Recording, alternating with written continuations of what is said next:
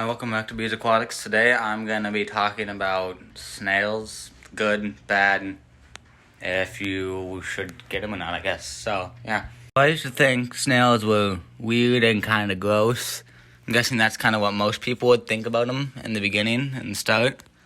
But once you get them, you get to see, like, they're actually really cool. They help clean the tank. They're just really cool to have watching around because their antennas are out and stuff. Even though it seems gross at first, but like that one right there is one that's out. And when they're across the wall, they have like orange spots on the golden mystery snails. And just, they're really cool, so I would 100% recommend them. Because they don't take up much space, and they just clean the tank. And yeah, they're really fun to watch, and sometimes they'll just be going up the wall. Most of them won't get out of the tank, but I know some do, so you have to watch out for that. And if you see something like that, that is normally not a good sign. That is an invasive snail that you can get from your snail. Well, not really from your snail's breeding unless you have that kind of snail. Or you can get it if you buy plants from a store. There could be snail eggs on there because a lot of times they'll have snails in their aquariums. And then that could be on it.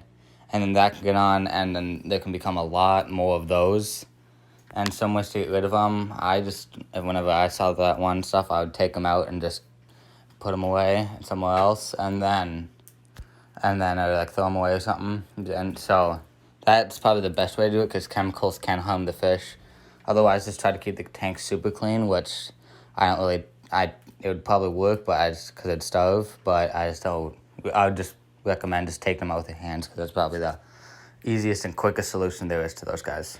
And once you do get a snail or two for your aquarium, I guarantee you'll probably grow a little bit more on snails or invertebrates in general, just because you realize that, it's not gross, it's a lot cooler than you thought it was. I used to think snails were just horrible and ugly, but now I bought a snail online, which you saw right here, and which is really cool. Especially when it's out and feeding. But yeah, they're really cool, and I would 100% recommend them. Again. Also, clams, they'll clean out your tank a lot. Like, if you have green water, it's a dirty tank. It won't get, algae off the walls, probably. But they don't move that much. But this is, the Asian gold clams have tongues, and they open their mouths. This one just filter feeds, as he's doing right now. You kind of see his mouth a little bit open. But he'll turn. I don't know if that's because the pleco moves them or a snail moves them or what it is. But yeah, he'll end up being sideways to that. I'll place him forward, but I stopped doing that just because he seems to like it like that. So those are what I do with that. And they're also pretty cool, and they help clean the tank. I tried to get the algae off the walls on this one. You can see I missed a few spots because it's hard to see it when the light's not down. So it's a little hard to guess where there's algae and not. But it's a lot cleaner than it was. Everyone's hiding again. Not surprised. That tank always does that. But the axolotl, he's doing pretty good. He's just hiding back there usual. He was just out in front and on his cave. He really goes in there. He'll normally stand on top of the plants, which is kind of cool to watch him.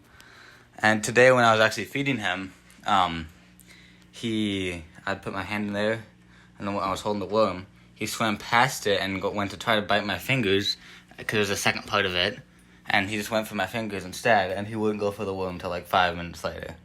So, yeah, he is really aggressive. Thank you for watching that. I'll see you tomorrow. Like and subscribe, and again, I'll see you tomorrow. Bye.